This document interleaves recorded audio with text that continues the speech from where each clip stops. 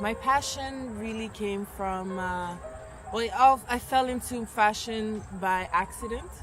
It was mainly because I've been 6 feet tall since I was 17 years old, and I was very slim back in the days, and I could never find clothes that fit me. So at one point I got tired of always going to the mall and never finding things that I liked, and the things that I liked were, very far out in terms of pricing, but the fitting was never right. For something to fit me in length, I had to get a bigger size, and something to fit me in size had to be a smaller. So at one point I just decided to make my own clothes.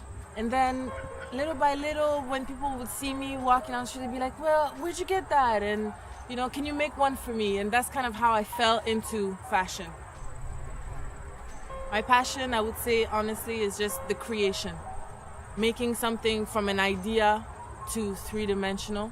And I find that this is always a process that feels new. It's always a process that's inspiring, because all my clients come from different places. They have different sizes, different backgrounds, different beliefs. And we can come together and agree on something and make it, from an image, from an imagination to reality. So that's really the core of my passion, making something real,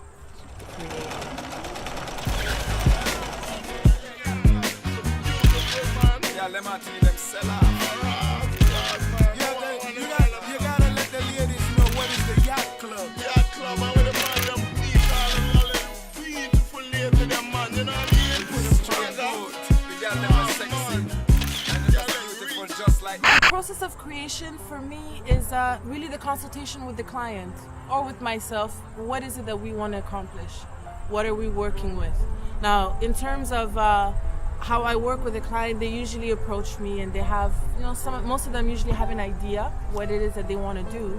And so I develop that idea with them. I ask them questions about what they like, about the fashion eras that were really inspiring for them, just so I can have an idea of what their style is. I ask my customers to also show me images that inspire them, whether it's from magazines, whether it's the style of a celebrity or somebody that they know that they really appreciate the style or the item. So from then, I put my ideas together. So if they said they wanted a jacket, for instance, I will take all the details of every questions that I asked them, and then I would put that together, make a new design, and then submit it to them. Now, if they're happy with it, then we go with that particular designer, or if they want certain changes, then I make the adjustment on the suggestion.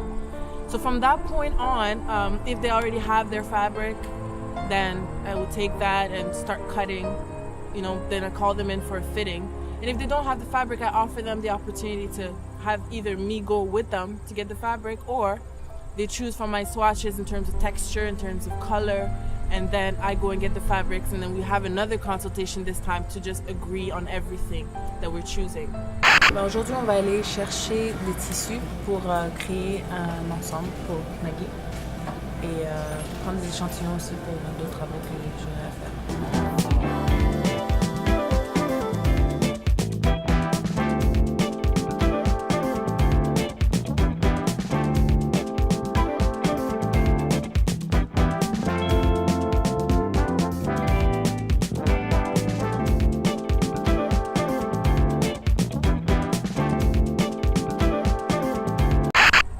From then on, I just make the clothes. I call them in just for fitting about, when it's just the finished product almost, where it just has to add the finishing touches, and then to close it, it's probably just a few hours from then on. But I call them at the moment when the outfit is pretty much done. They fit it, we'll make sure that it's perfect in terms of fit, in terms of style, and then I finish it up and send it to them.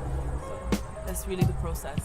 I have one drawing that I work from, and from that drawing I would make certain changes. But sometimes in my styles, I have a whole bunch of sketches that I present to my customers, and sometimes they choose exactly what's on the page.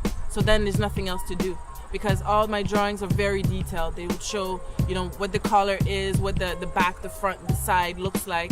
So they have no mystery as to what's gonna come into the finished garment. I started sewing when I was 16 years old. I started sewing, but it was really just casual sewing. I took some classes, home economics in school, and I found that I really enjoyed the creation process with the machines. And so, but officially sewing for other people's, it's what, 12 years, 14 years, almost now. Recently been laid off, and I think it was a blessing in disguise to give me the opportunity to finally infuse myself in what it is that I love doing. For the last 10 years, I've been making clothes on a part-time basis and working during the day, coming at night, pulling some crazy hours up until the early hours in the morning, and then going to work again, and then just starting that cycle over and over again. So in a way, I find that it was a bit straining for the body and for the mind. I don't know how long I would have done it that way on my own. Definitely the plan was always to have my own little full-time venture with that. But yeah, now I'm doing it full-time, and I'm really happy about it.